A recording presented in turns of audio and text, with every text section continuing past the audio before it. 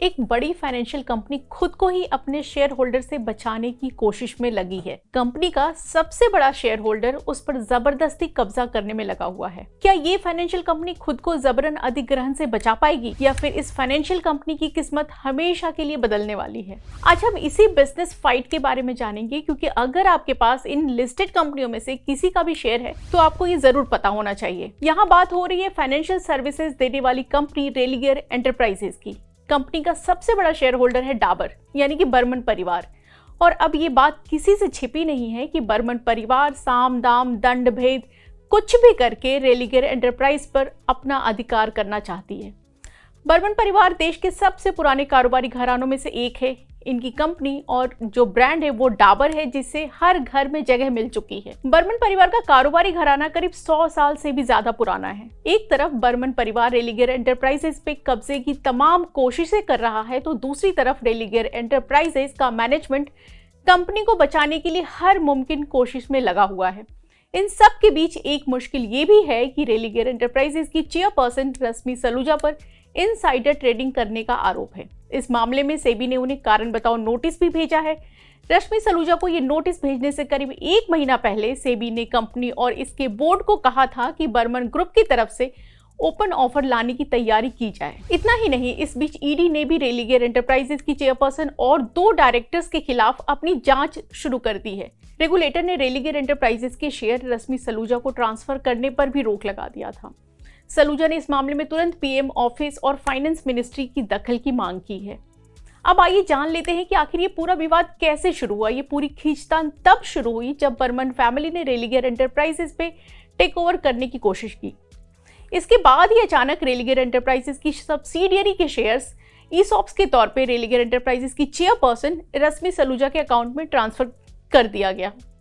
यानी कि subsidiary company के शेयर भी रेलिगेयर एंटरप्राइजेस की चेयरपर्सन के पास आ गए।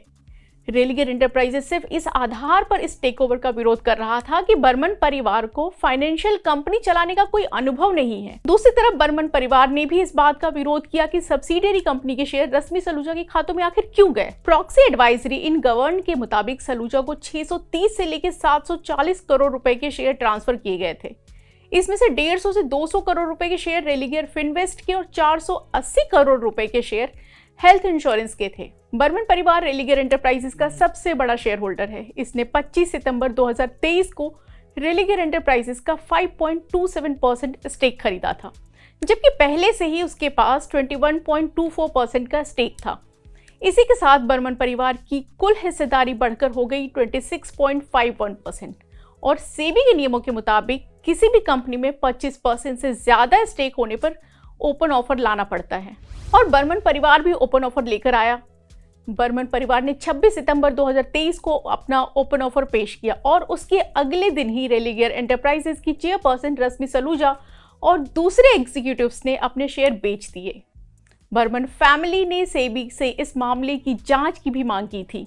बर्मन ग्रुप का आरोप है कि रेलिगेयर एंटरप्राइजेस का मैनेजमेंट कंपनी पर उनके नियंत्रण की कोशिशों में रोड़े अटका रहा है। इस टेकओवर के खिलाफ रेलिगेयर एंटरप्राइजेस और उसके इंडिपेंडेंट डायरेक्टर्स की कमेटी ने सेबी के सामने एक प्रेजेंटेशन भी पेश किया और बताया कि क्यों बर्मन फैमिली इस अधिग्रहण के लिए फिट और प्रॉपर नहीं है। इस बीच बर्मन परिवार ने भी सेबी को लेटर लिखकर शिकायत की है कि चेयरपर्सन रेलिगेयर एंटरप्राइजेस से जुड़ी कोई भी जानकारी नहीं दे रही है और ओपन ऑफर प्रक्रिया को रोकने की कोशिश कर रही है। सेबी ने रेलिगेयर एंटरप्राइजेस को हिदायत दी है कि वो आरबीआई, इंश्योरेंस रेगुलेटर इरडा और सेबी को एप्लीकेशन जमा करे ताकि ओपन ऑफर की प्रक्रिया शुरू हो सके। 3 मंजूरी इसलिए जरूरी है क्योंकि रेलिगेयर एंटरप्राइजेस एक एनबीएफसी है और इसकी सब्सिडियरी केयर हेल्थ इंश्योरेंस बीमा रेगुलेटर के दायरे में आती है, जबकि इसकी सब्सिडियरी रेलिगेयर ब्रोकिंग और आरएफएल सेबी के तहत है। 19 जून 2024 को सेबी ने रेलिगेयर एंटरप्राइजेस के मैनेजमेंट को इंटरिम ऑर्डर और कारण बताओ नोटिस भेजा था ताकि वो बर्मन परिवार को रेगुलेटरी क्लियरेंस लेने में मदद करे। सेबी ने तो रेलिगेयर एंटरप्राइजेस के मैनेजमेंट से अंडरटेकिंग भी मांग लिया कि वो सभी रेगुलेटरी अथॉरिटी में ओपन ऑफर के लिए आवेदन डालेगी। रेलिगेयर एंटरप्राइजेस का मैनेजमेंट बार बार ये दोहरा रहा है कि बर्मन परिवार इस टेकओवर के लिए फिट नहीं है। इस पर सेबी का कहना है कि substantial acquisition of shares and takeovers के नियमों के मुताबिक अगर किसी कंपनी ने पहले डिफॉल्ट नहीं किया हो या फिर इकोनॉमिक ऑफेंडर्स ना हो तो फिट एंड प्रॉपर क्राइटेरिया में उसकी जांच नहीं हो सकती। बाद में ऐसी खबरें भी आई कि सेबी ने इनसाइडर ट्रेडिंग के आरोप में रश्मि सलूजा को नोटिस भेजा। इस मामले में अब तक जो खबरें आई हैं उसके मुताबिक सेबी रश्मि सलूजा के 21 और 22 सितंबर 2023 के ट्रेड की जांच कर रहा है। दिलचस्प है कि ये तारीख बर्मन ग्रुप के ओपन ऑफर लाने की तारीख से कुछ दिन पहले की ही है। बर्मन परिवार से जुड़ी 4 इन्वेस्टमेंट फर्म्स ने इसकी शिकायत की है। उनके मुताबिक रश्मि ने इन 2 दिनों में 12.9 लाख शेयर बेचे हैं, जिनकी वैल्यू तब के हिसाब से 34.71 करोड़ रुपए थी। इस साल जुलाई में इंश्योरेंस रेगुलेटर इरडा ने केयर हेल्थ इंश्योरेंस पे 1 करोड़ रुपए की पेनल्टी लगाई थी। साथ ही कंपनी को फटकार लगाते हुए कहा था कि रश्मि सलूजा को जो ईसॉप्स दिए गए हैं वो तुरंत बाईबैक किए जाएं, क्योंकि बिना रेगुलेटर की मंजूरी के किसी भी नॉन एग्जीक्यूटिव डायरेक्टर को सैलरी और सिटिंग फीस के अलावा कुछ भी अलॉट नहीं किया जा सकता। अगस्त में सिक्योरिटीज अपीलिएट ट्राइब्यूनल यानी कि सैट ने अंतिम फैसला लिए जाने तक रेगुलेटर के इस आदेश पे रोक लगा दिया था। इसके साथ ही केयर हेल्थ इंश्योरेंस को हाफ पेनल्टी भी जमा करने को कहा और ये कहा कि रश्मि सलूजा को और ईसॉप्स ना दिया जाए।